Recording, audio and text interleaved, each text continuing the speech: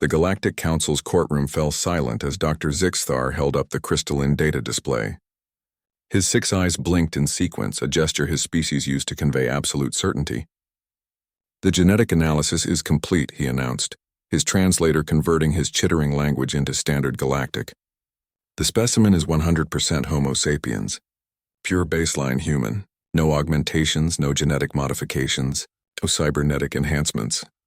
Admiral Calvin of the Predator Trials Commission leaned forward on his plasma throne, his scaled face contorted in what might have been confusion. For 3 centuries, his people had administered the trials, the galaxy's most sacred test of a species' right to join the apex predator guilds. No species had ever been denied. Until today. "Then we proceed," Calvin said, gesturing toward the containment field where Sarah Chen stood, arms crossed, looking decidedly unimpressed. "Admiral, with respect," Zixthar began. "The human requested the trial. Her genetics confirm she is unmodified. By galactic law, she must face the challenge." Calvin's tail lashed once. "Release the Vrixkar." Sarah had been waiting for this moment for 6 months. 6 months of travel across half the galaxy. 6 months of paperwork, genetic testing, and bureaucratic nonsense. All because some trade inspector had flagged humanity's application to the Predator Guild with a single damning phrase: "Insufficient evidence of predatory capability." It was insulting. Humans had conquered their own planet, survived ice ages, built civilizations, and reached the stars. And now she had to prove they deserved a seat at the big kids' table. The containment field shimmered and died. Across the arena floor, a cage unsealed with a hiss of hydraulics. The Vrixkar emerged slowly, confidently. It stood 3 meters tall, covered in chitinous armor that had evolved over millions of years on a death world where everything was either predator or prey. Its forearms ended in serrated claws, each capable of shearing through starship hull plating. Its sensory antennae twitched, tasting the air, analyzing her. The arena's viewing galleries held representatives from 200 species. All had passed the predator trial. All had earned their place through combat against the Vrixkar or creatures like it. None had ever been pure baseline. Sarah rolled her shoulders and cracked her neck. The Vrixkar's antennae focused on the sound. In its limited intelligence, it categorized the noise: joint articulation, prey preparing to flee. It charged. Sarah didn't move. The galleries erupted in confused chatter. Even Calvin rose from his throne. The Vrixkar covered half the distance in 2 seconds.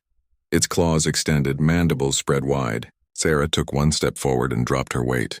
The Vrixkar's momentum became its enemy. Sarah's hand shot out not in a punch but in a redirect. She caught the creature's leading arm at the joint, used its own force to spin it sideways. Her heel came down on its knee with the full force of her body weight and gravity. The crack echoed through the silent arena. The Vrixkar screeched, stumbling. Sarah didn't give it time to recover. She moved inside its reach, too close for the claws to be effective, and drove her elbow into the soft joint between its head and thorax. Once. Twice. 3 times. The creature tried to grab her, but she was already gone, repositioning, analyzing. Her ancestors had hunted mammoths with sharpened sticks. They had persistence hunted prey animals to exhaustion across endless savannas. They had studied their enemies and adapted. Evolution had given the Vrixkar armor and claws. Evolution had given humans something far more dangerous: pattern recognition and the ability to exploit weakness. Sarah ducked under a wild swing, drove her fist into the same knee she'd damaged earlier, and when the creature buckled, she was already behind it. Her arm wrapped around what passed for its throat. She squeezed. The Vrixkar thrashed for 15 seconds, then 20, then 30. Then it stopped. Sarah released it and stepped back, breathing hard but controlled.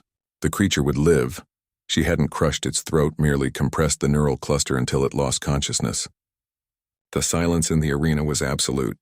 Dr. Zixthar's voice finally broke through. "This is what I tried to tell you, Admiral." His 6 eyes all fixed on the human standing over her defeated opponent. "I've studied their species extensively. Do you know what their planet is? It's a death world. Category 9. They evolved alongside megafauna predators, survived extinction events that would have ended any of our species." He pulled up a holographic display. "They have no armor plating, no natural weapons, no venom. Do you know what they have instead? Endurance, tool use, social cooperation. And this?" He highlighted a section of brain imagery. the most advanced threat assessment and pattern prediction cortex in the known galaxy. They don't overpower their prey, Admiral. They outthink them. Kelvin stared at Sarah, who was now calmly walking back toward the entrance, not even waiting for his judgment. In our analysis, Zixthar continued, we found something else. Humans are one of the only species in the galaxy who are obligate persistence predators. Their ancestors would chase prey for days until it collapsed from exhaustion. They can regulate their body temperature through liquid secretion, allowing them to run in conditions that would kill most species. They can survive on minimal water and food for extended periods. And most terrifying of all, they form emotional bonds with other predator species and domesticate them as weapons. He pulled up images of dogs, cats, falcons, all predators in their own right, all serving humans. They didn't pass the trial, Admiral. The trial was designed for species like ours, species who needed to prove they could be apex predators. Humans? Zixthar's translator carried something that might have been fear. Humans are already apex predators. They've been apex predators for 200,000 years. Putting one in your arena isn't a test. It's just giving them another opponent to study, adapt to, and defeat. Kelvin watched Sarah reach the exit. She turned back, met his eyes, and nodded once, a gesture of respect between equals. The human passes, he announced, his voice carrying across the stunned arena. No further trials will be required for humanity's admission to the Predator Guild. As Sarah left, one of the junior council members whispered to his companion.